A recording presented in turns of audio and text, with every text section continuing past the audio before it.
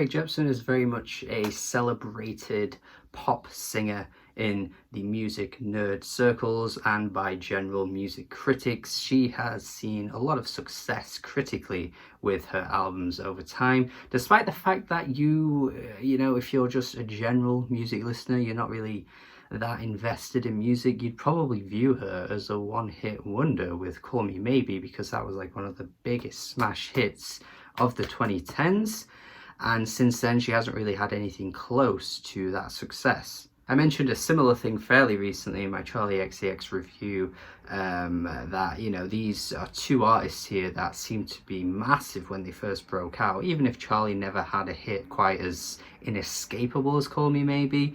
But, you know, it seemed as though, like, yeah, the decade was theirs. They were going to be the biggest artists of the 2010s without a doubt, and they've kind of fizzled out a little bit in terms of popular success. I mean, just look at how low Charlie's album actually charted on the Billboard Hot 100. It's kind of weird to see that. I personally don't really care about numbers. I'm just bringing these things up because, you know, for a viewer who may not really care about these artists, they actually still are putting out pretty impressive albums and pretty impressive songs, despite the fact that, you know, you're not really going to be hearing them on radio or anything like that. And, you know, Carly has had two very successful albums that I personally don't really consider myself to be a big lover of, but they certainly have provided songs that I absolutely adore from them. I mean, Emotion has amazing tracks, Dedicated had amazing tracks. But the one thing you may know about me if you follow me on social media or just have kept up with me for as long as, you know, since I've been doing this, then you will know that I actually appreciate Carly's B-side project a lot more than I do Emotion. And the reason I bring this up is because it seems as though once again we've hit a point where her B-sides, to my ears, are more impressive than the actual album that came out, which is really cool because the B-sides here just came out of nowhere, so I wasn't really expecting this release at all. But the fact that we got it and it's turned out to be quite impressive has made me pretty happy. Now, I totally understand that a lot of people love Dedicated, and that's fine, you know, it is what it is for me. Just didn't really find many of the songs all that impressive, especially in comparison to some like great pop albums I've heard in the past. It just didn't really live up for me at all. Like, some of the tracks just didn't really have the performances from Carly I was hoping for. Some of the tracks didn't really have the pop production that I think she really kills it on, but there were some fantastic tracks on that album that I think are some of her best easily. And to be fair, on this B-sides, there might not even be any tracks as strong as the best tracks from Dedicated, but I think overall what ends up being better is just how consistent it is. To my ears, she's just in her bag with some of these tracks. The opening track, just that slick pop production that she glides over so effortlessly, and some of the other tracks as well later on, I think, provide some of her, you know, most expressive performances vocally, like Solo. It's honestly very difficult for me to comprehend how some, you know, decisions were made to keep off songs like Solo, to keep off songs like Stay Away. Stay Away? You wouldn't have this on a full-length studio album? Like, who is making the decisions? Are you doing this? Like, why? The exact same response, honestly, I had to Emotion Side B. Like, you kept off Higher? First Time? Roses? Off the album?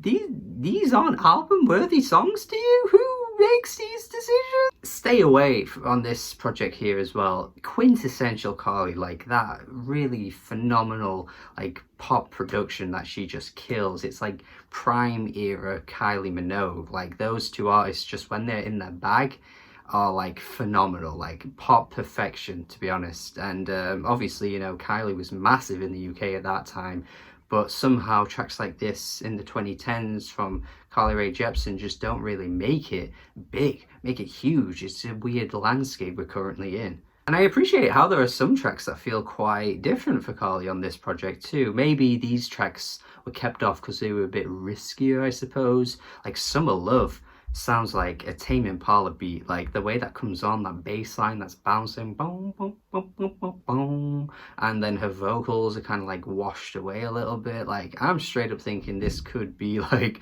a Tame Impala impression, but her vocals sound so airy and cushiony on this track. God damn, I could genuinely listen to a whole album of her trying this. Like I think she'd kill it. Like just a more atmospheric Rae Jepsen for me sounds perfect. Closing track 2, honestly, the beat on there and the way she's singing kind of reminds me of some like Pet Sounds era Beach Boys. I don't know what it is about it, but there's something kind of like divine about the way it sounds. I think, you know, Beach Boys would have done back in that time.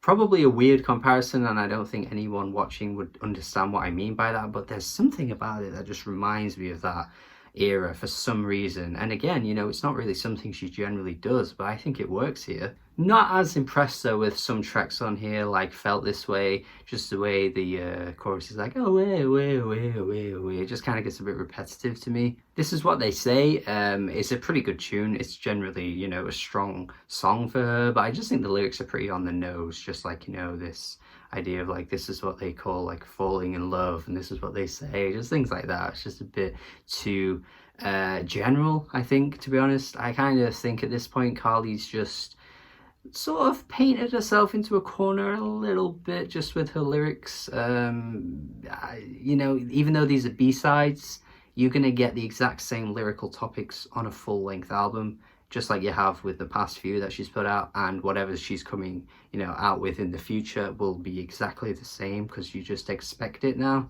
Not to say that it's completely bad or worse because of it, because a lot of artists sing about the same topics on a lot of their songs, but I think Carly on this particular track isn't really giving us anything that you haven't really heard before from her and heard before from just general love songs in pop music. Let's Sort the Whole Thing Out might be the worst example of this though, because she's just singing in the most like sweet way. It just kind of like sounds like some like 90s teen pop or early 2000s teen pop. It's just a bit cringe to my ears. I don't really like this one at all. Definitely the weakest on the whole album here. But, you know, these kind of tracks make me go, yeah, I can see why you wouldn't put this on the album. I think generally, for the most part, even with these weaker tracks, she is just really giving us some really likable pop songs. It is really hard to say no to her music sometimes. Like, you just can't resist the grooves, the melodies, her passionate vocal performances. Like, she just brings her A game to so many of her songs. Like, it really is a shame that she's not really getting that mainstream success that she once was. Yeah, and I would admit that perhaps the issue is how general some of her lyrics come across sometimes. She's certainly not bringing anything new in terms of love pop songs, and it could become a problem for her in the future if she doesn't really diversify the topics in her songs. But I think just looking at the past few years and looking at the mainstream pop releases that we've seen, you know what, I would take Carly's B-sides over Lewis Capaldi, Ed Sheeran. Friggin' the most recent Harry Styles album was kind of all over the place, even with the good tracks that were on there. Like the most recent Ariana Grande album, if I'm being totally honest. Like there's a lot of pop artists that I think she's matching and even overtaking with her B-sides, which is kind of crazy. So I think a 7 out of 10 for me is pretty fair. I think there is a lot to like here and a lot of great tunes. Let me know what you think. If you think it's great, if you don't think it's great, whatever, let me know. Thank you for watching my review. Comment. Have a good day and goodbye.